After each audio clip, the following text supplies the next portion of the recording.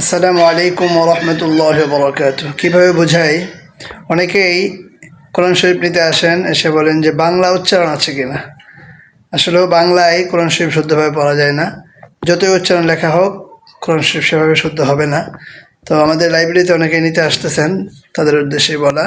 তো প্রিয় বনমালাবাসী, আপনারা বাংলা কোরআন শরীফ না খুঁজে এই রমজানকে কেন্দ্র করে কোরআন শরীফ শেখার চেষ্টা করেন। আরবিতে যদি কিছুদিন সময় দেন, ইনশাআল্লাহ পরিপূর্ণ শুদ্ধভাবে কোরআন কারিম শিখতে পারবেন ইনশাআল্লাহ। এই জন্য এই সময়টা দিয়ে কোরআন শরীফটা শেখা চাই, তাহলেই পরিপূর্ণ শুদ্ধভাবে শিখতে পারবেন। বাংলায় পড়তে হবে না, বাংলা যতই পড়েন আপনার কোরআনটা শুদ্ধ হবে না। এজন্যই আপনারা যদি একটু কষ্ট করে কোনো হুজুরের কাছে বা কোনো ম্যাডামের কাছে, আলহামদুলিল্লাহ আমাদের পুরুষদের জন্য ব্যবস্থা রেখেছি আমরা, বয়স্কদের জন্য কোরআন শিক্ষার ব্যবস্থা। রমজান মুবারকে আপনারা যোগাযোগ করলে আমরা ইনশাল্লাহ ফ্রিতেই কোরআন কারিম শিখিয়ে দেব।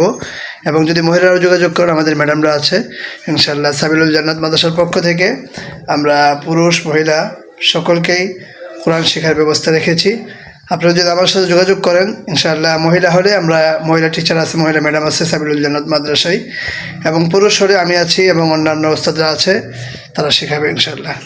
তো সকলেই সেভাবে চেষ্টা করেন, তাহলে কোরআনটা পরিপূর্ণভাবে শুদ্ধভাবে শিখতে পারবেন।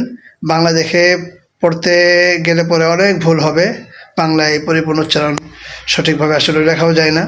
এই জন্যই বাংলা দেখে দেখে না পড়ে তো কোরআনটা শেখার চেষ্টা করেন। সকলে ভালো থাকেন এবং আমল করার চেষ্টা করেন। আসসালামু আলাইকুম।